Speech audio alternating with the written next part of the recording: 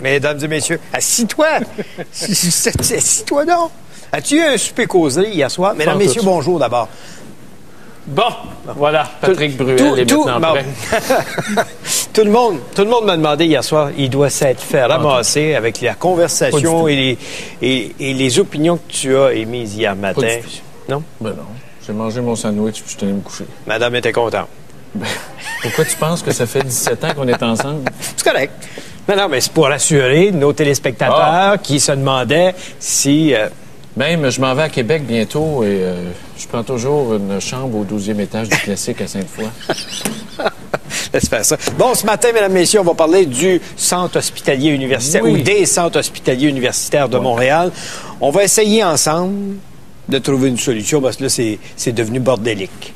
Ça n'a pas de bon sens. Oui, une des éléments de solution, ça devrait être de flusher le ministre. Oui. En partant. Ce gars-là est incapable de gérer des dossiers. C'est toujours des cas isolés avec lui. As-tu remarqué ça? Oui, mais ça, c'est souvent en politique un cas isolé. Oui, mais quand tu es neurochirurgien, que tu fais partie de l'élite, tu es supposé avoir du plomb dans la tête. Oui. Es-tu en train de me dire qu'un diplôme, ça met pas du plomb dans la tête? Je sais pas. Mais en tout cas, l'important ce matin, c'est de savoir est-ce qu'on doit tout arrêter? Parce que ça s'en va nulle part. En tout cas, ceux qui nous parlent savent très bien qu'ils nous disent des choses qui ne seront jamais réalisées. Ouais. C'est le cas de... là, moi, sais-tu comment j'appelle ça, moi? Dans mon livre à moi, j'appelle ça un menteur. Ben, si le ministre savait, ses fonctionnaires savaient que c'était en 2013, puis lui, il nous dit 2010, est-ce que Couillard est menteur? Bon, ça, on fera le débat là-dessus tantôt, parce que notre question ce matin, c'est, dans le fond, là, pour aider le gouvernement, est-ce qu'on ne devrait pas exiger de ce gouvernement la tenue d'un référendum sur le fait qu'on fait ou non, on ne fait pas le fameux chemin. On a des hôpitaux. Qu'on mette l'argent dans la rénovation puis dans les services, puis on va soigner le monde. Voilà. C'est ça qu'on veut. Au lieu de placoter autour des tables avec des architectes, des ingénieurs, des faiseurs... Ça donne pas de service de première ligne. Non, c'est ça. Regarde, c'est bien plus simple. As-tu vu la nouvelle au sujet de Tim Horton? Ça n'a pas été long, hein? Hey, ton gouvernement, il commence à me taper ses nerfs. Comment, mon gouvernement? Ton gouvernement. C'est lui, à même nos fonds publics du fédéral, qui va payer des mangeux de beignes en Afghanistan. S'ils sont pas capables de s'en payer, qui sèchent. Ou qui chassent. Il n'y en a pas. Il n'y en a pas. On est obligé de n'avoir. J'en ai pas de Tim Horton. Habituellement, tu es le défenseur des militaires. Quoi? Tu dis que ces gens-là doivent être honorés, respectés. Ouais, on leur envoie pas de la bouffe. Les gros Airbus qu'on envoie là-bas avec plein de bouffe, c'est quoi, là? Oui, mais là, ils veulent avoir du Tim Horton. Ouais, après les obèses dans l'armée, dans ton armée de la semaine dernière, ils vont manger des beignes. C'est un régime à la con. Ces gens-là seraient fusillés sans procès s'ils étaient dans d'autres pays. Ils prennent de l'argent des fonds publics, 4 millions pour ouvrir un Tim Horton, puis en plus, on va payer pour l'opérer. Coudonc, la chaîne Tim Horton, est-tu en faillite? Non, pas du tout. C'est une des meilleures chaînes d'alimentation. Puis qui en installe un à leurs frais. Quelle sorte de gouvernement que tu nous as donné, toi? Non, que le peuple s'est donné. Le peuple. Bon. Et ça serait arrivé sous n'importe quel autre gouvernement. Oui, mais si ça avait été libéraux, tu serais le premier à le décrier. Par exemple, on envoie même nos fonds et restaurants. J'aime pas ça. Mais en même temps, les militaires, c'est ça qu'ils veulent. Les Américains, les Américains ont Burger King. Les Américains, là-bas, ont Burger King. Gros épais. Les gros épais d'Américains, ils aiment ça, des derrières larges. Laisse-les dons avec le derrière large. On est obligé de faire pareil avec ça? Oui, mais il n'y a pas juste on riait des de la police. Les belles oreilles s'est fait une carrière sur le dos de la police en les traitant de mangeux de beignes. Puis nous autres, on riait de ça. Puis là, tu es en train de défendre ça. C'est pas que je le défends. Je veux juste dire, c'est quoi 4 millions dans une guerre? C'est quoi 4 millions? Donne-moi 4 millions, moi, puis je vais te doubler la superficie industrielle chez nous. Le monde va travailler. Valleyfield, ça va être de la petite bière. Ça va être rendu en banlieue. Donne-moi 4 millions. Moi, tu vas voir, je vais le faire fructifier. Viens pas me dire que tu t'as pas honte. Au moins, excuse-toi devant les gens. Non, commence pas, là. Dis au moins que tu regrettes ton vote. Non, jamais. Ben, moi, je le regrette. Je le regrette. T'aurais voté pour Paul Martin? Les fiducies?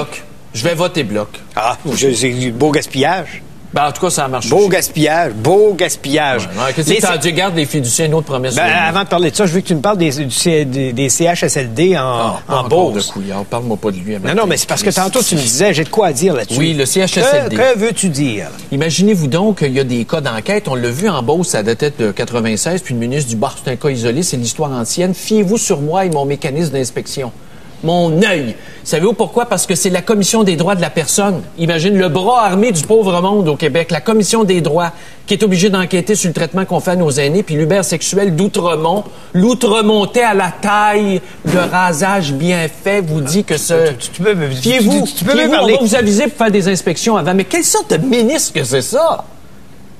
Ben oui, mais t'es tout de même pas pour faire une enquête publique Je sur... dis pas de faire une enquête, Bon. mais on peut-tu s'assurer que l'inspection au sein du ministère fonctionne? Comment ça se fait que Charette est morte sur une table d'opération après son affaire esthétique? Pourquoi? Parce que les cliniques avaient même pas de permis. Ça veut dire que le ministère, c'est de la bullshit. Ça n'en prend pas de permis. Ça n'en prend pas. Ça te tente-tu d'en mettre pour contrôler la qualité, peut-être? Peut-être, oui. Comment ça se fait que les CHSLD doivent avoir un permis privé ou public pour opérer? Ça veut dire qu'il n'y a pas de suivi qui se fait. Quand t'es rendu à laisser mourir les gens dans leur merde, viens pas me dire que l'ubersexuel est en contrôle de la situation. Quelle sorte de ministre? Non. L'assez difficile, j'ai de la misère, j'ai de la misère, mais qu'est-ce que tu veux? Ma belle-sœur, tu sais ce qu'ils ont dit à Notre-Dame hier pour le SARM qu'elle a attrapé à l'hôpital où elle travaille?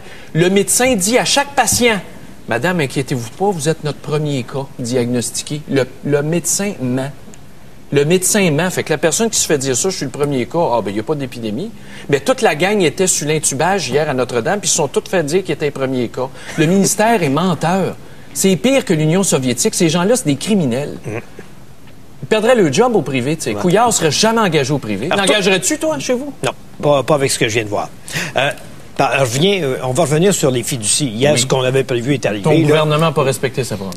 Mon gouvernement n'a pas respecté sa promesse. Il a agi en bon père de famille. Oui, c'est vrai. Il a agi en bon père de famille. Même le NPD puis le Bloc québécois vont être d'accord. Ils vont tous dire qu'il n'a pas respecté sa promesse. Ben oui. Il avait dit, je vais continuer ce que les libéraux ont commencé. Tu t'aperçois que ça n'a pas d'allure. Ben oui, à l'impossible, nul n'est tenu. Bon, c'est la même chose pour le CHUM. C'est un projet commencé par les péquistes. À l'impossible, nul n'est tenu. Il en parlait dans le temps de Marc-Yvan Côté. Aussi, c'est vrai. C'est pas d'hier, ça. Mais il fallait que quelqu'un corrige la situation. Bon. Je te donne ma bénédiction. Tu peux pas toujours gagner. En politique, là, la politique, c'est... toi puis moi, là, la politique, as-tu vu l'histoire de Joe Volpe? On en a souvent parlé. Joe Volpe, ça, c'est un des gars qui veut se faire élire pour remplacer Paul Martin. C'est le gars qui avait collecté de l'argent d'enfants.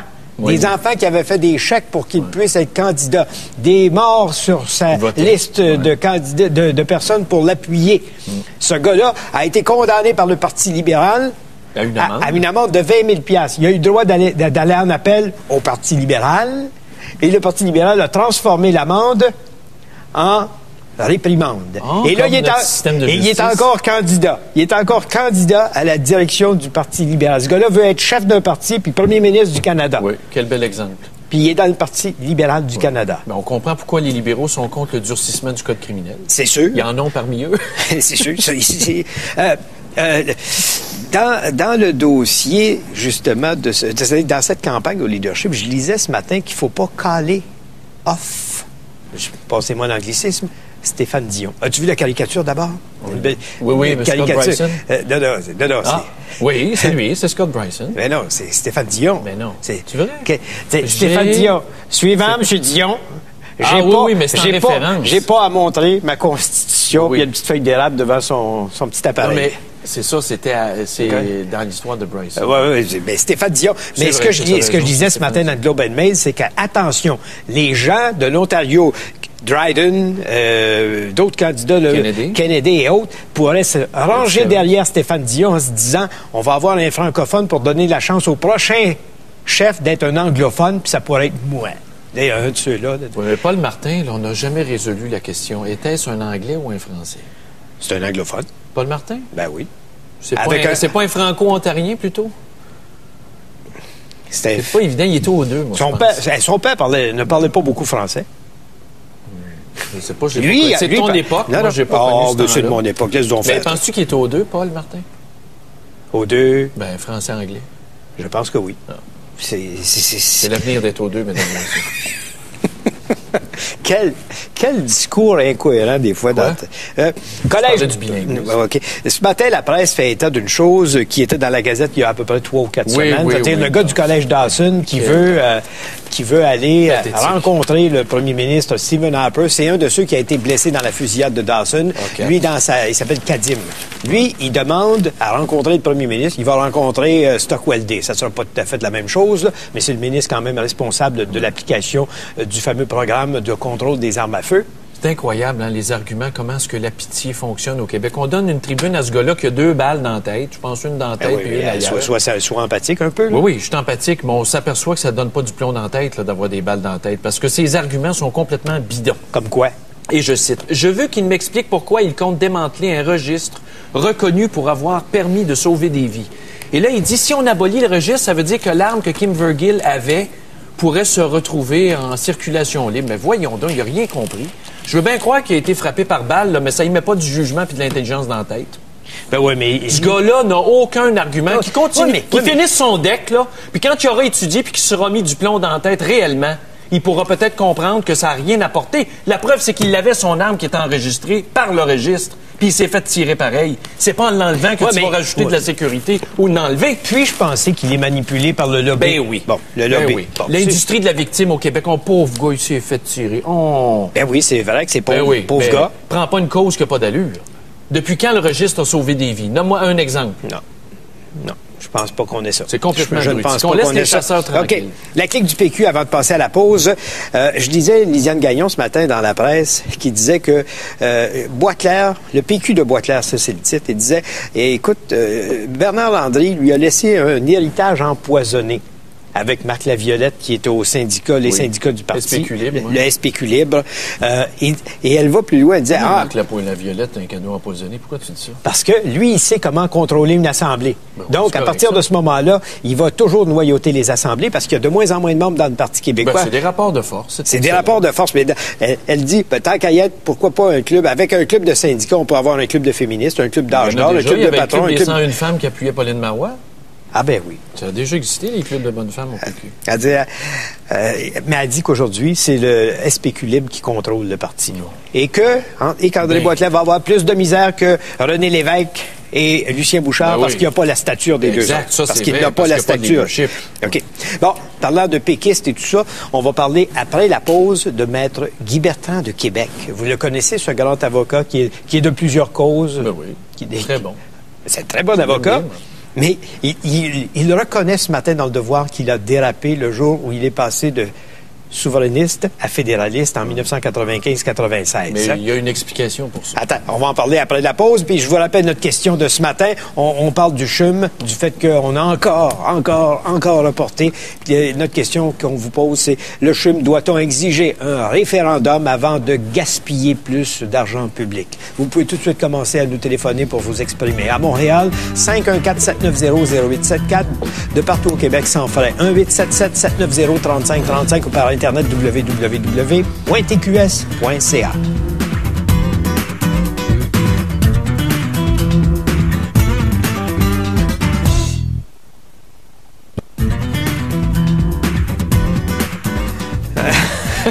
Bonjour. Dans la lignée des vires capots politiques, nous autres au Québec, on a probablement... au Canada, on a un championnat, c'est Bouchard, Lucien Bouchard, Jean Lapierre, Bob Ray. As-tu toujours été conservateur? Belinda Stronach. As-tu toujours été conservateur? Sincèrement, le réponds avec ton cœur. Tu as toujours voté contre de Diefenbaker jusqu'à aujourd'hui? Ben, je votais pas dans le temps de Diefenbaker. Non? Non, je ne votais pas. Pas sûr. Je ne votais pas. Mais peu importe. J'ai pas été capable un jour de... Ben, t'avais pas le choix. T'avais le Parti libéral avec Pierre. T'as jamais voté avec pour Pierre... Trudeau? Jamais. Jamais? Jamais de ma vie. Jamais NPD? de ma vie. Jamais de ma vie. Quand tu votes, tu veux gagner. Tu veux prendre le pouvoir, il me semble. Bon, c'est la base même de la politique. Mais ici, là, ce matin, je regarde une chose. On parlait tantôt de Maître Guy Bertrand, qui est un grand avocat à Québec, qui dépasse souvent les limites de sa ville. Souverainiste un jour, fédéraliste le lendemain. On se rappelle qu'en 1996 et de 1996 à 2002, lui qui avait été un membre fondateur du Parti québécois, oui, de la première avait traversé la clôture pour devenir fédéraliste dans la campagne référendaire. Oui. Et là, hier, il s'est fait prendre dans une discussion où est-ce qu'il a été obligé de dire qu'à l'époque, il conduisait trop vite, comme conduire sa voiture trop vite. Tu connais ça, toi? Oui. Et qu'il a dérapé. Il dit, j'ai dérapé. Et j'ai vécu 6 années d'errance. Il a été un errant. Mais attention, la raison réelle, elle est marquée ici. C'est quoi? À ses dires, c'est son esprit d'avocat qui l'a emporté sur ses idées souverainistes. Tu vois comment c'est dangereux, l'esprit d'avocat? Ça te fait faire des niaiseries des fois. Mais je me souviens, il conseillait même aux gens, advenant la séparation, de mettre nos argents dans un compte en fiducie. Tu t'en souviens? Ben oui. Il était sur le parvis de la Cour suprême. Là, il revient. Mais en même temps, c'est parce qu'il est en train de demander une équipe de hockey nationale à Québec. Puis il s'est fait dire non. Puis là, il voudrait que le national... Là, il prêche maintenant le nationalisme. Mais je pense qu'il y a toujours eu un fonds souverainiste, là, Maître Bertrand. Là. Non, je pense que Maître Bertrand a quelquefois dérapé dans sa vie. C'est la première fois qu'il s'en aperçoit. Oui, mais c'est un être flamboyant. C'est normal. Oui, c'est bon de reconnaître ses divergences ou ses erreurs. oui. C'est correct, ça. Il y a juste Couillard qui reconnaît pas ça. Bon, parlant de Couillard. Bon, le CHUM, ce matin, on apprend que ça sera pas 2010-2011, ça va être 2013, mais en 2008, ils vont voter des crédits puis des budgets, puis peut-être que là, on n'aura pas le même gouvernement puis qu'on va recommencer les études. Puis là, Boisclair va accuser les libéraux. Les libéraux vont dire, c'est les PQ qui ont commencé à la bastringue. Ça sera pas 1,5 milliard, là. Il faut être cave pour croire ça, là. Il faut être débile léger. Sérieusement. Mais c'est impossible. C'est un projet qui ne va nulle part. C'est un gouvernement de menteur. Et le gouvernement n'est pas capable de sortir le pied de cet étrier-là. Il y a quoi? Il y a une trentaine d'hôpitaux à Montréal? Facilement. Bon, alors avec une trentaine d'hôpitaux un peu rénovés... Injecter 1,5 milliard de rénovation puis d'équipement, on serait-tu en voiture, tu penses? Il me semble que la preuve a été faite que plus c'est gros... Pire c'est. Le centre hospitalier Georges Pompidou, là, il ferme ça, c'est à Paris, des sections qui mettent en quarantaine quand il y a des épidémies, pour te dire.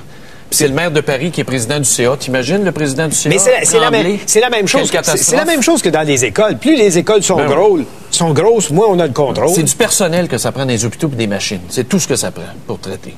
Donc on arrête d'investir dans le béton, mais là encore, il y a tout ce qu'il faut pour continuer. Puis avant de vous demander ce que vous en pensez, parce que ce matin, nous autres, on pense que le gouvernement doit tenir un référendum. Il n'est pas capable de prendre la décision. Il faudrait qu'on la prenne à sa place. On a en ligne avec nous Marc Laviolette, qui siège, qui est le représentant des usagers au CHUM, au Centre hospitalier universitaire de Montréal. Monsieur Laviolette, bonjour. Bonjour. D'abord, une petite précision. Je représente la population. La population. Les usagers. Pas les usagers. Et vous terminez votre mandat, vous, en décembre 2006, je pense. C'est en plein ça. Fait que là, vous avez toute la latitude pour dénoncer le projet. Ben écoutez, le CHUM, d'abord, ça prend un CHUM sur un site unique à Montréal. Pourquoi? Mais le problème, là, le délai, là, il va probablement être retardé si le gouvernement décide d'aller en partenariat privé-public. Hier, ils ont annoncé qui ferait les plans et devis. Les firmes ont été choisies, là, ils vont faire les plans et les devis. Normalement, ça devrait commencer à construire en juin. Déjà là, moi, je mets ça un peu en doute parce que c'est serré. Là, on fera pas des plans de devis, c'est un napkin, là. C'est plus compliqué. C'est plus compliqué que ça, faire des plans de devis. C'est québécois. C'est très québécois de ce temps-là. Oui, mais regardez, mais là, enfin, là, ce qu'il faut surveiller, c'est l'annonce par le gouvernement libéral s'il va en PPP. Parce que s'il va en PPP, là, les plans et devis qui ont été faits devront être soumis, vont aller en appel d'offres pour savoir qui va soumissionner pour aller en PPP sur ces plans et devis-là. Et ça, c'est des contrats, les partenariats privés-publics très complexes et longs à négocier. On a vu l'expérience en Angleterre et c'est un échec. Mais ce gouvernement-là fait de l'idéologie avec le nouvel hôpital. Et ça risque effectivement de nous reporter en 2013. Oui, mais M. Laviolette, comment est-ce qu'on peut avoir confiance?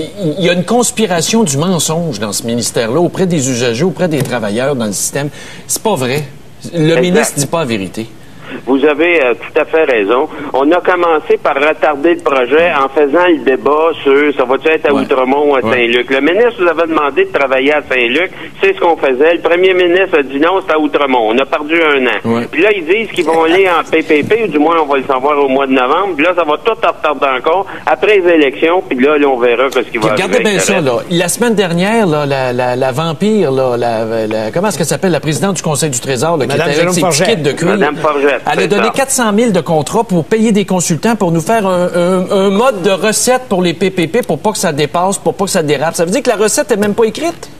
Ben, exact. On commence par la fin. Pour faire la recette, là, faut que ça se fasse sur des plans et devis. Et puis, en PPP, en mode PPP, c'est plus dispendieux. La preuve est faite en Angleterre. La capacité d'emprunt du gouvernement est supérieure à celle du secteur privé. Ça coûte moins cher d'intérêt. Oui. Ensuite de ça, on a toutes les compétences pour gérer ce projet-là. Oui. Les entrepreneurs privés en mode traditionnel soumissionnent pour savoir qui va faire le béton, qui va faire l'électricité et la ventilation. Mais en PPP, en plus, pour rajouter comment ils vont financer ça. S'il y a des changements, qu'est-ce qui va arriver? Ça finit plus, ça. Monsieur Laviolette, là, comment ça se fait qu'on n'est pas capable de revenir sur la terre tout le monde puis de se dire que c'est pas du béton que ça prend pour que le monde soit soigné, là. Ça prend des forces humaines, puis ça prend des lieux salubres, puis plus tu vas en avoir, moins ça va être difficile à contrôler. Alors qu'un grand hôpital, la preuve a été faite à certains endroits, notamment en France, que ce sont des nids de microbes où est-ce qu'on peut avoir beaucoup plus de problèmes que dans des petits hôpitaux qu'on peut rénover. On a des hôpitaux. Regardez, là, moi, je pense que ça prend... Le problème du CHUM, c'est qu'il est sur 3 sites. En termes d'efficacité et de coût d'opération, c'est plus coûteux passer sur 3 sites. Monsieur Laviolette, c'est une folie d'avoir créé ça. Quand on avait l'hôpital Notre-Dame, qu'on avait l'hôpital Saint-Luc, quand on avait tous les hôpitaux comme tel, c'est quoi le besoin de créer le chapeau du CHUM? Tu sais, le petit chapeau au-dessus, là. Voyons donc. Mais c'est on veut juste être soigné. Le ministre de la Santé de l'époque, M. Rochon, avait décidé de réduire le nombre de c'est pas une référence. C'est pas une référence. Oui, je comprends, mais je vous explique l'origine. Là. Moi, je suis là depuis le début, ça fait 10 ans. Le ministre Rochon a décidé qu'au lieu d'avoir 5 centres hospitaliers universitaires francophones à Montréal, il y en aurait un seul. Et il a décidé de fusionner 3 hôpitaux pour en faire un seul sur 3 sites. Ouais, et d'un autre côté, il avait dit, garde, les anglophones, nous autres, vont pouvoir l'avoir sur un site, c'est un hôpital neuf. Ben pourquoi on n'élimine pas tout ça? Pourquoi on n'en met pas un centre hospitalier universitaire, anglais, français? Ça n'a pas d'importance. Voyons, ça n'a pas d'importance. Je suis malade, d'abord, moi, je pense que le problème que ça poserait est 2 ordres. Oh, d'abord, on aurait 2 facultés de médecine dans le même centre hospitalier universitaire. Et en plus, on se ramasserait avec un centre hospitalier universitaire bilingue. C'est en français que ça se passe au Québec. Voyons donc. On n'a pas à... Oui, mais j'ai une question, moi, M. Laviolette. Mes 2 enfants... Non, mais attendez une minute, là. Vous dénonciez que c'était gros. Imaginez-vous, McGill plus le CHUM, ça en ferait tout un gros. Oui, mais regardez, là, pourquoi, là, l'édifice tombe à terre, on est endetté. Si on n'est pas capable de travailler ensemble, là, anglais, français, il y a un problème, là, ça se peut pas. Écoutez, ça se peut pas. Moi, j'ai 2 gars là, qui s'en vont au cégep, admettons. Là. Un en première année, l'autre en deuxième année à Valleyfield. Puis là, ils veulent tous les 2 le même char parce qu'ils n'ont pas le même programme. Je m'excuse. Tu voyages dans le même char ou tu marches à pied? Ouais, mais vous irez parler de ça aux anglophones. On va avoir droit à une diarrhée sociale. Qui est-ce qui mène au Québec? C'est eux ou c'est nous? La majorité, de temps en temps, on est rendu qu'on fait des Tim Hortons en Afghanistan avec nos taxes. Bien, ils auront le flux. Ils auront le flux. Oui, mais écoutez, ça, c'est la meilleure façon de tout retarder encore. Imaginez le débat. Non, moi, je pense que le gouvernement, son problème, c'est qu'il fait de l'idéologie avec la construction du CHUM. Il veut envoyer ça en partenariat privé-public. Ça va coûter plus cher, ça va prendre plus de temps. Et parce que ça prend plus de temps, les coûts d'inflation font que le projet coûte plus cher. C'est ça le fond du problème. C'est évident. M. Laviolette, merci beaucoup d'avoir été avec nous. C'est moi qui vous remercie. C'est pas vrai que ça se passe. Il faut que ça se passe en français. Écoute, moi, j'ai déjà été à l'hôpital dans une chambre où est-ce qu'une infirmière qui parlait pas anglais a failli faire mourir un gars du Nouveau-Brunswick parce qu'il était diabétique. À un moment donné, là, arrêtons de nous faire... Non, mais rendu à ce niveau-là, tout le monde devrait être bilingue. Ça se passait à Notre-Dame, ça.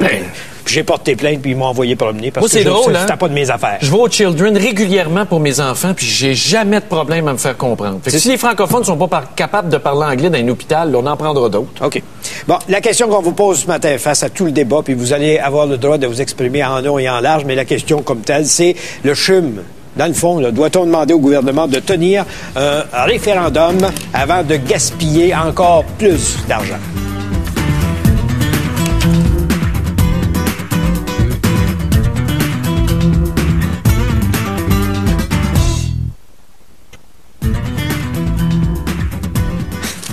L'historique du CHUM, c'est épouvantable. Déjà, on est rendu à 60 millions d'études.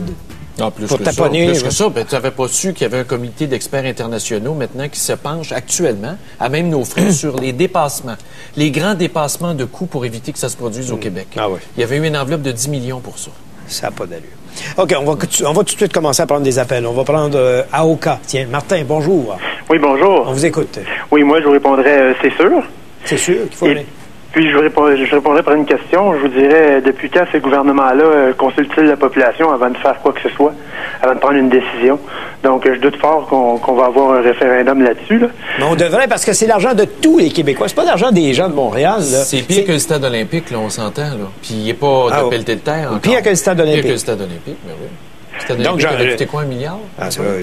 Là, ils nous disent 1,5 un matin. Oui. Mais c'est pas vrai. Denis Lessard s'est trompé de 2 fois moins. Là, ça va être 3 milliards. Tu penses? Ben oui, 2013, facilement. Ouais. Facilement. Souvenez-vous du métro à Laval où est-ce que Bernard Landry avait caché les coups? Oui, on vous écoute, Martin. Oui, d'accord. Ça, donc, je suis tout à fait d'accord avec vous.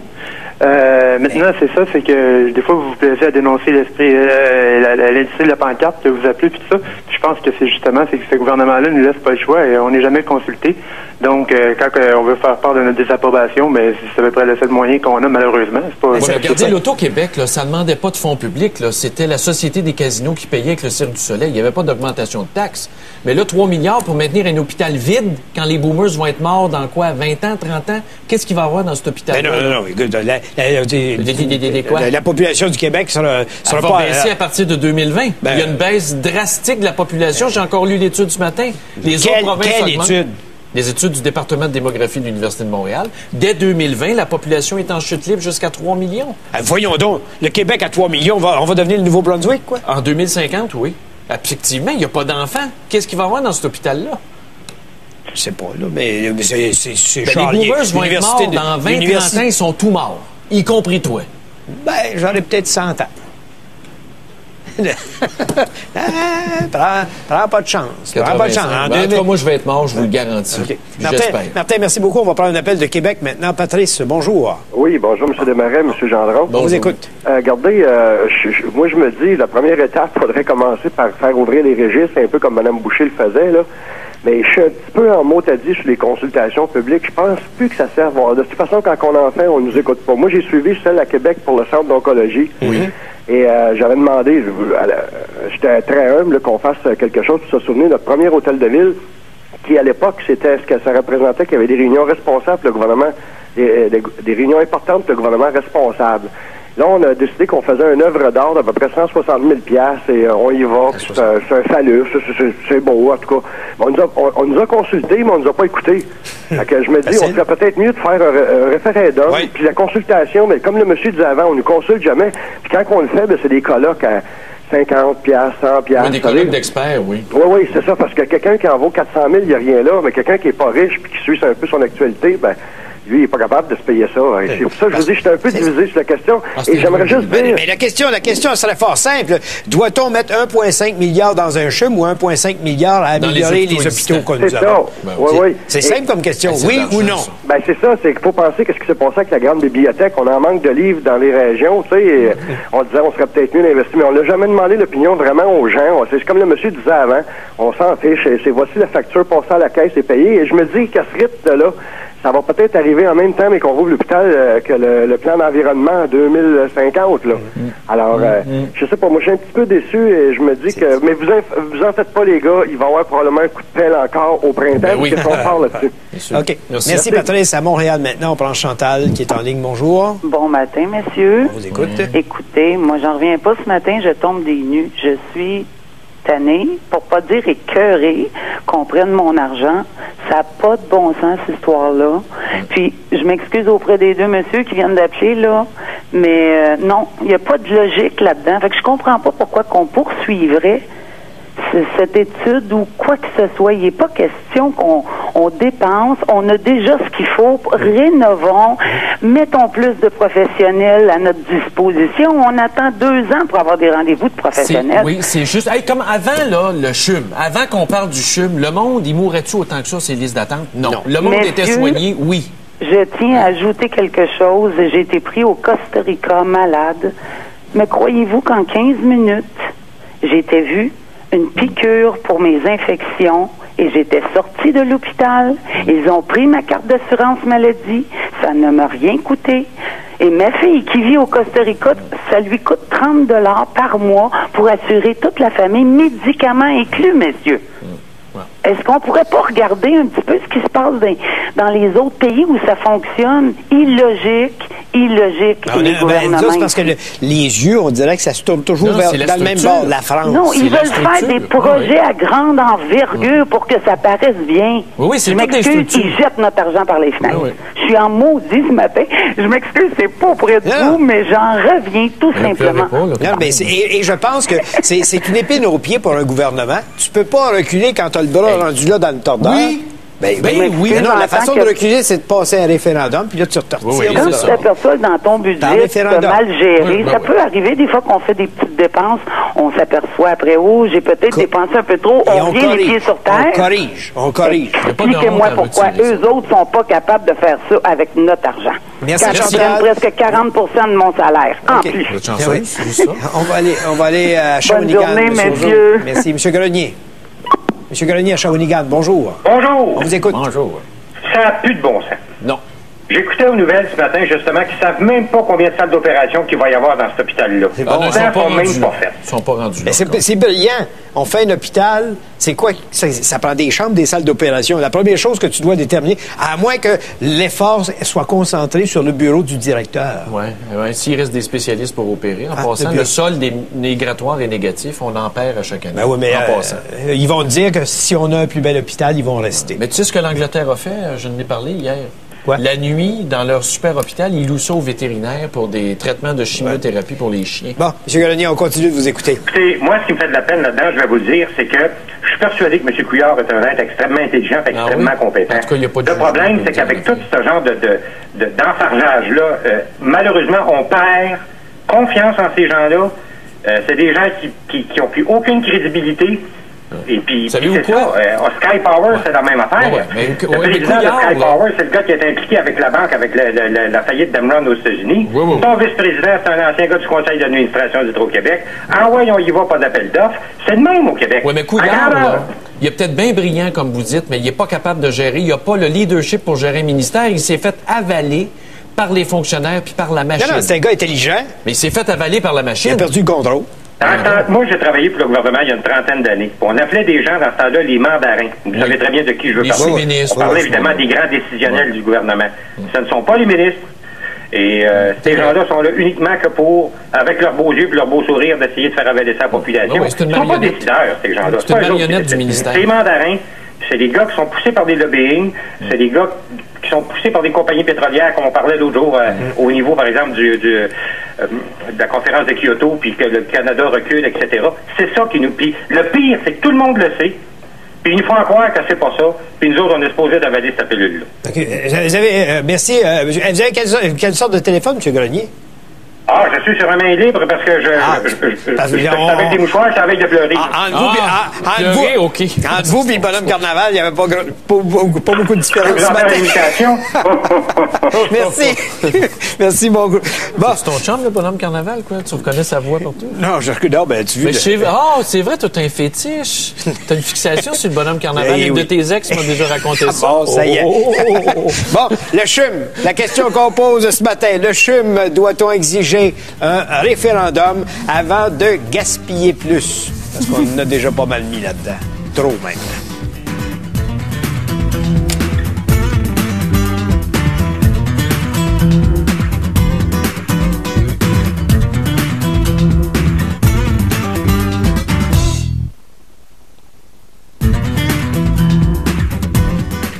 Bon, il y a quelqu'un qui commence, là. Vas-y, là, je me branche. C'est bon, t'es débranché. Bon, regarde bien Sylvain de Repentigny, ce qu'il dit. Si je comprends bien, nous allons investir 1,5 milliard pour un hôpital francophone pour 80 de la population et un autre 1,5 milliard pour un anglo pour 20 de la population. Est-ce que ça veut dire qu'ils vont avoir 5 fois plus de services que nous autres? Bon, pense-y. Ben, en tout cas, c'est sûr qu'on va pouvoir aller se faire soigner. Il dit, sommes-nous devenus les néophytes du Canada avec ça? Oui, ça fait longtemps qu'on l'est. Ça, c'est vrai, il a raison. Pense-y, là. 20 80 de même argent. Tout ça parce que deux communautés ethniques ne peuvent pas travailler ensemble, alors que Montréal fonctionne ensemble depuis combien d'années? 300 ans? C'est de la folie, c'est du blocage d'esprit. Oui, philosophique. Pour rien. Ouais. Mais c'est nous autres qui payent, par exemple. Ici, j'en ai un qui nous dit, c'est-tu épouvantable de dire des choses comme ça? Dan, c'est pas gentil, il dit Philippe Couillon. Non. Je corrige immédiatement. Philippe Couillard, c'est à peu près la même chose. Dans le dictionnaire, ça veut dire la même affaire.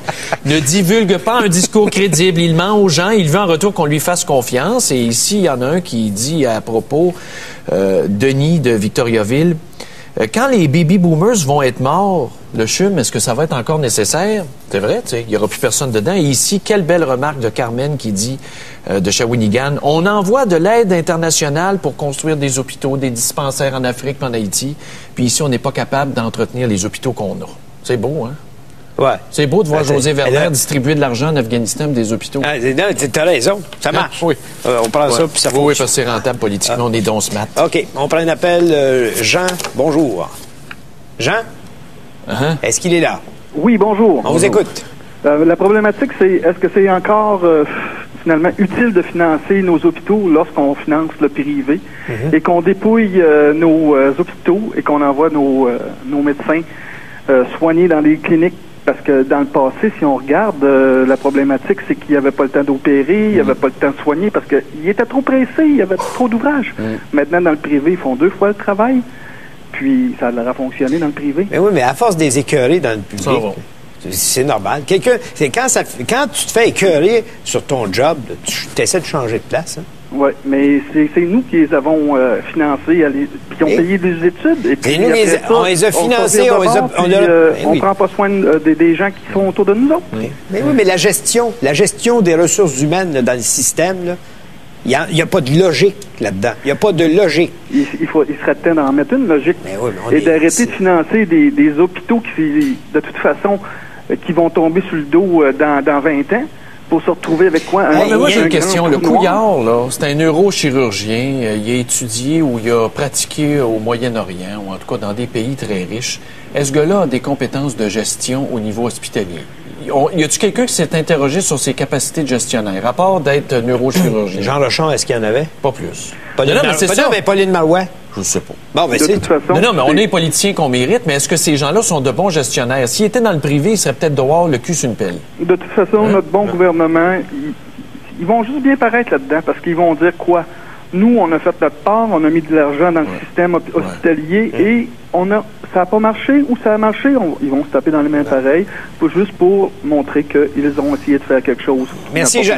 Merci, Jean. On va aller à Valleyfield maintenant. Aline est en ligne. Bonjour. Aline? Bonjour, Aline. On vous écoute.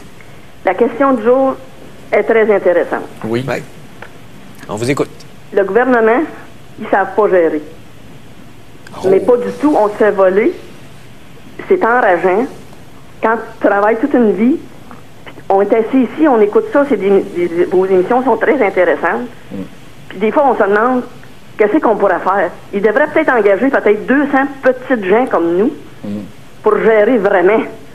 Nous, on en fait des budgets pour arriver en fin de la semaine. Oui, on n'a pas le choix d'arriver. On n'a pas le choix, c'est ça. On n'a pas le choix, hein, mais eux autres, deuxièmement, l'application du gros bon sens. Ce matin, l'affaire du Tim Hortons. Le gouvernement, présentement, ils vont mettre des millions pour la malbouffe. En plus. Là, je comprends pas. Essayez de voir la logique là-dedans. Ouais. Là, la malbouffe, mais là, ils vont aller donner, avec notre argent, de la malbouffe. Ils vont du café qui n'est pas buvable. Attends un peu. Je veux juste te dire que j'ai eu un courriel tantôt de quelqu'un qui me disait qu'à l'art, ils ont eu un Harvey's. Ben oui, puis c'est le gouvernement qui récoltait les profits. Tu récoltes des profits, puis il s'est payé par lui-même. C'est une légende urbaine, ça, là, ou c'est vrai? Je ne sais pas. Il y a quelqu'un qui nous a dit ça. Depuis quand tu penses que Tim Hortons, toi, là, va payer du monde travailler à Kandahar puis ils ne garderont pas de profit? C'est une œuvre de bénévolat. Je sais pas. Est-ce que ce sont des militaires qui vont faire les beignes? Tu sais, on est assis ici, dans nos salons, là, à matin, là. Oui. Si t'as ça demandé, là. Pincez-moi quelqu'un. Ouais, alors là, c'est épouvantable. C'est épouvantable. On est dans un climat de dérapage continu. Oui, c'est banal.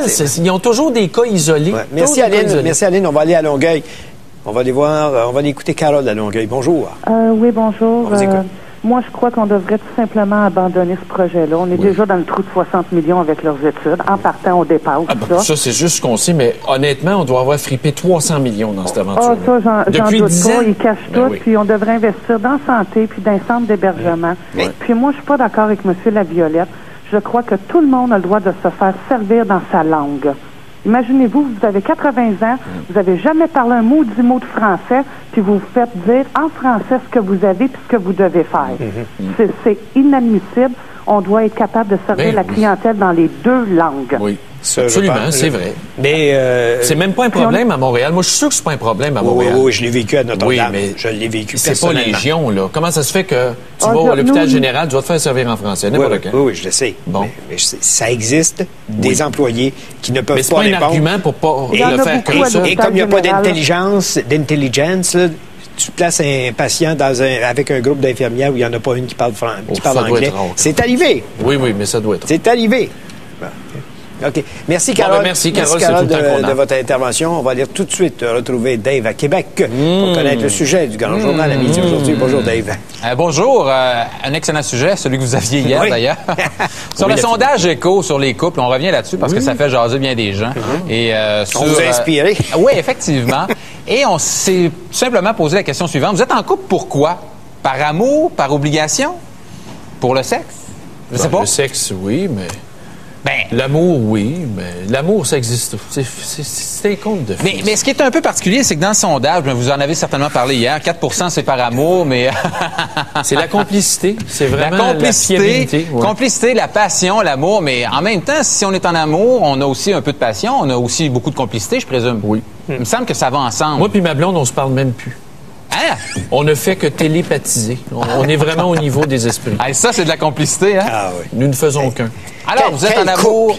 Quel couple, hein? Ah oui. Quel couple. C'est un exemple incroyable. Moi, j'ai déjà eu une expérience épouvantable que je vous raconterai dans mon autobiographie l'année prochaine. J'ai hâte de J'ai lire eu un ça. blackout. Un vrai blackout. OK. Bon. Alors, êtes-vous en couple par amour ou par obligation? C'est la question Parfait. aujourd'hui. On vous écoute Bye, à midi demain. aujourd'hui. Nous autres, notre question ce matin, elle porte sur, évidemment, l'annonce faite par la presse que le CHUM, pas 2010, pas 2011, mais maintenant 2013, puis peut-être. Alors, le CHUM, doit-on exiger maintenant un référendum avant de gaspiller plus d'argent?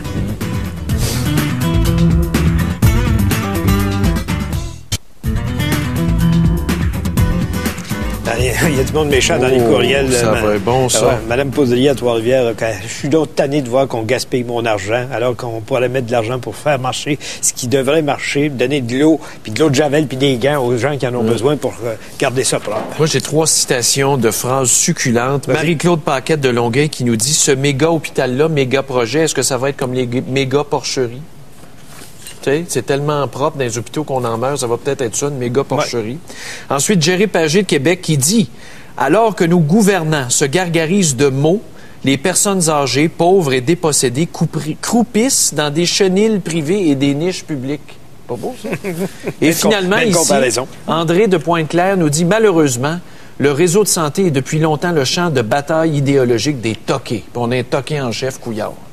Bon, OK, on prend un appel. On s'en va à Sherbrooke. Nicole, bonjour. Oui, bonjour à vous deux. On vous écoute. Ben moi, je me dis qu'il y a une chance que le ridicule ne tue pas parce qu'il y en aurait une maudite gang de morts au gouvernement de Québec. Du bien. Excusez mon expression. Ça va peut-être bon. Puis je me dis, un référendum, ça va donner quoi? Si ça passe comme à 51, 52, ils vont faire une étude pourquoi que le monde n'était pas convaincu. Il y en a un qui m'a dit que si c'est le vote électronique, il ne faut pas se fier à ça parce que Blanchette fait pas sa job à Québec. Ils vont faire une étude pourquoi le vote électronique n'a pas fonctionné.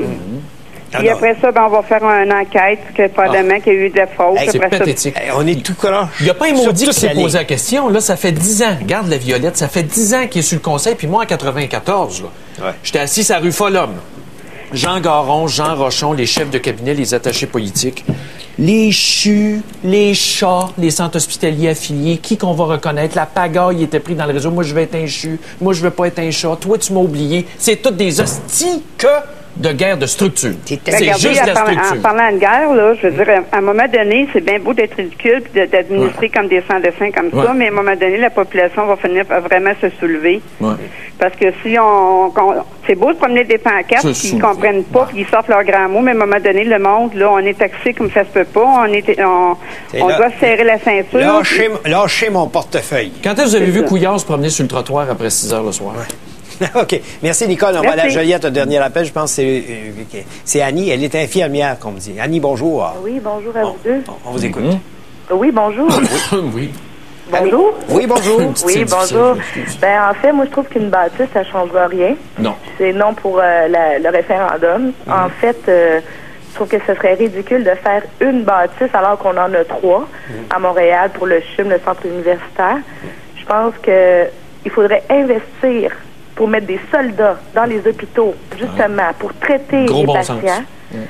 Et que le ministre, quand même, qui envoie tout son monde pour venir vérifier dans les centres, là, parce qu'il se passe des choses dans les centres pour non, madame, on va vous poursuivre en diffamation. C'est faux, l'Uber sexuel l'a dit. Je pense que les gens devraient venir voir ce qui se passe dans les hôpitaux. C'est dégueulasse. Nos conditions à nous. Et puis, qui voient l'ensemble, mais non, ils préfèrent investir dans des bâtisses puis des choses, qui engagent du monde, qui forment du monde compétent, pas des gestionnaires, là. Du monde sur le plancher, travaille auprès des Monsieur patients. Couillard, Monsieur Couillard. Ah, OK, mais merci Annie de votre intervention. C'est tout le temps qu'on avait. Mais tu sais, on part méga hôpital, méga staff, méga stationnement, méga maladie, méga porcherie. Méga congestion, méga problème. Méga microbe. Mais Couillard, lui, s'il est malade, il va aller se soigner où? À Bethesda, au Maryland. C'est là qu'il va aller, comme Bourassa. Tu penses? Certain, monsieur. Mesdames, messieurs, merci d'avoir été là. On se retrouve demain matin. Bonne fin de journée. Salut, Stéphane. Bonsoir.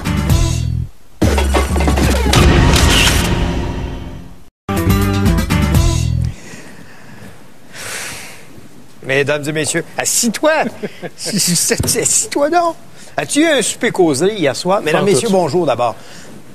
Bon, voilà, Patrick Bruel est maintenant prêt. Tout le monde m'a demandé hier soir, il doit s'être fait ramasser avec la conversation et les opinions que tu as émises hier matin. Non? Ben non. J'ai mangé mon sandwich puis je suis allé me coucher. Madame était contente. Ben, pourquoi tu penses que ça fait 17 ans qu'on est ensemble? C'est correct. Non, mais c'est pour rassurer nos téléspectateurs qui se demandaient si... Même, je m'en vais à Québec bientôt et je prends toujours une chambre au 12e étage du Classique à Sainte-Foy.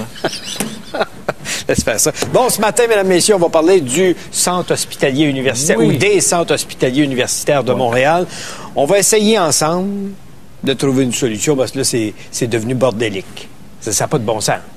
Oui, un des éléments de solution, ça devrait être de flusher le ministre. Oui.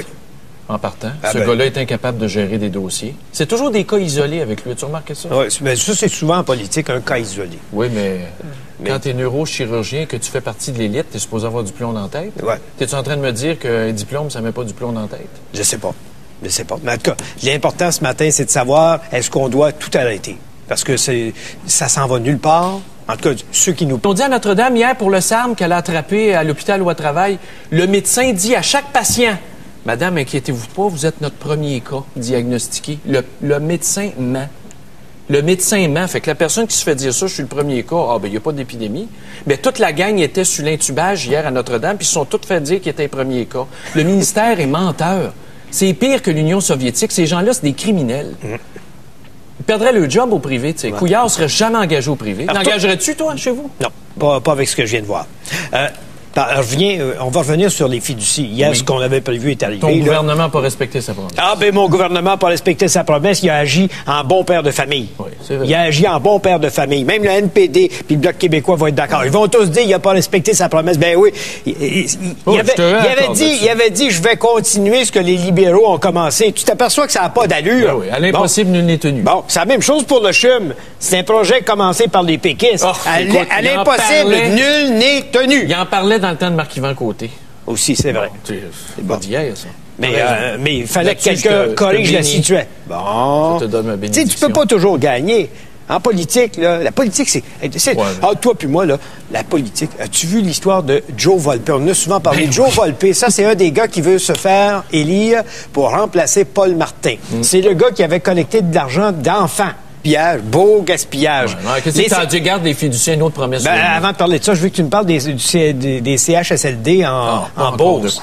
Parle-moi pas de lui. Non, mais c'est parce que tantôt, tu me disais, j'ai de quoi dire là-dessus. Oui, le CHSLD. Que veux-tu dire? Imaginez-vous donc qu'il y a des cas d'enquête. On l'a vu en Beauce, ça datait de 96, puis le ministre du Bar, c'est un cas isolé, c'est l'histoire ancienne. Fiez-vous sur moi et mon mécanisme d'inspection. Mon œil. Savez-vous pourquoi? Parce que c'est la Commission des droits de la personne. Imagine le bras armé du pauvre monde au Québec, la Commission des droits, qui est obligée d'enquêter sur le traitement qu'on fait à nos aînés, puis l'Uber sexuel d'Outremont, l'Outremontais à la taille, le rasage bien fait, vous dit que ce... Fiez-vous, on va vous aviser pour faire des inspections avant. Mais quelle sorte de ministre que c'est ça? Ben oui, mais t'es tout de même pas pour faire une enquête publique sur... Je dis pas de faire une enquête, mais on peut-tu... s'assurer que l'inspection au sein du ministère fonctionne. Comment ça se fait que Charette est morte sur une table d'opération après son affaire esthétique? Pourquoi? Parce que les cliniques n'avaient même pas de permis. Ça veut dire que le ministère, c'est de la bullshit. Ça n'en prend pas de permis. Ça n'en prend pas. Ça te tente-tu d'en mettre pour contrôler la qualité, peut-être? Peut-être, oui. Comment ça se fait que les CHSLD doivent avoir un permis privé ou public pour opérer? Ça veut dire qu'il n'y a pas de suivi qui se fait. Quand tu es rendu à laisser mourir les gens dans leur merde, viens pas me dire que l'Uber sexuel est en contrôle de la situation. Quelle sorte de ministre Non. L'assez difficile, j'ai de la misère, mais qu'est-ce que tu veux? Ma belle-sœur, tu sais ce qui est plus? On va payer pour l'opérer. Coudonc, la chaîne Tim Hortons, est-tu en faillite? Non, pas du tout. C'est une des meilleures chaînes d'alimentation sur le plan financier. Qui en installe un à leurs frais. Quelle sorte de gouvernement que tu nous as donné, toi? Que le peuple s'est donné. Le peuple. Bon. Et ça serait arrivé sous n'importe quel autre gouvernement. Oui, mais si ça avait été libéraux, tu serais le premier à le décrier. Par exemple, on envoie même nos fonds et restaurants. J'aime pas ça. Mais en même temps, les militaires, c'est ça qu'ils veulent. Les Américains, les Américains ont Burger King. Les Américains, là-bas, ont Burger King. Gros épais. Les gros épais d'Américains, ils aiment ça, des derrières larges. Laisse-les donc avec le derrière large. On est-tu obligé de faire pareil avec ça? Oui, mais il n'y a pas juste on riait des de la police. Les belles oreilles s'est fait une carrière sur le dos de la police en les traitant de mangeux de beignes. Puis nous autres, on riait de ça. Puis là, tu es en train de défendre ça. C'est pas que je le défends. Je fais juste dire, c'est quoi 4 millions dans une guerre? C'est quoi 4 millions? Donne-moi 4 millions, moi, puis je vais te doubler la superficie industrielle chez nous. Le monde va travailler. Valleyfield, ça va être de la petite bière. Ça va être rendu en banlieue. Donne-moi 4 millions. Moi, tu vas voir, je vais le faire fructifier. Viens pas me dire que tu t'as pas honte. Au moins, excuse-toi devant les gens. Non, commence pas, là. Dis au moins que tu regrettes ton vote. Non, jamais. Ben, moi, je le regrette. Je le regrette. T'aurais voté pour Paul Martin? Les fiducies? Je vais voter bloc. Ah, c'est du beau gaspillage. Ben, en tout cas, ça marche. Beau gaspillage, savent très bien qu'ils nous disent des choses qui ne seront jamais réalisées. Ouais. C'est le cas de... là, moi, tu sais comment j'appelle ça, moi? Dans mon livre à moi, j'appelle ça un menteur. Si le ministre savait, ses fonctionnaires savaient que c'était en 2013, puis lui, il nous dit 2010, est-ce que Couillard est menteur? Bon, ça, on fera le débat là-dessus tantôt, parce que notre question ce matin, c'est, dans le fond, là, pour aider le gouvernement, est-ce qu'on ne devrait pas exiger de ce gouvernement la tenue d'un référendum sur le fait qu'on fait ou non, on ne fait pas le fameux chemin? On a des hôpitaux. Qu'on mette l'argent dans la rénovation puis dans les services, puis on va soigner le monde. Voilà. C'est ça qu'on veut. Au lieu de placoter autour des tables avec des architectes, des ingénieurs, des faiseurs. Ça donne pas de service de première ligne. Non, c'est ça. Regarde, c'est bien plus simple. As-tu vu la nouvelle au sujet de Tim Hortons? Ça n'a pas été long, hein? Hey, ton gouvernement, il commence à me taper ses nerfs. Comment, mon gouvernement? Ton gouvernement. C'est lui, à même nos fonds publics du fédéral, qui va payer des mangeux de beignes en Afghanistan. S'ils sont pas capables de s'en payer, qui sèchent. Ou qui chassent. Il n'y en a pas. Il n'y en a pas. On est obligé de l'avoir? J'en ai pas de Tim Hortons. Habituellement, tu es le défenseur des militaires. Quoi? Tu dis que ces gens-là doivent être honorés, respectés. Ouais, on leur envoie pas de la bouffe. Les gros Airbus qu'on envoie là-bas avec plein de bouffe, c'est quoi, là? Oui, mais là, ils veulent avoir du Tim Hortons. Ouais, après les obèses dans l'armée, dans ton armée de la semaine dernière, ils vont manger des beignes. C'est un régime à la con. Ces gens-là seraient fusillés sans procès s'ils étaient dans d'autres pays. Ils prennent de l'argent des fonds publics, 4 millions pour ouvrir un Tim Hortons.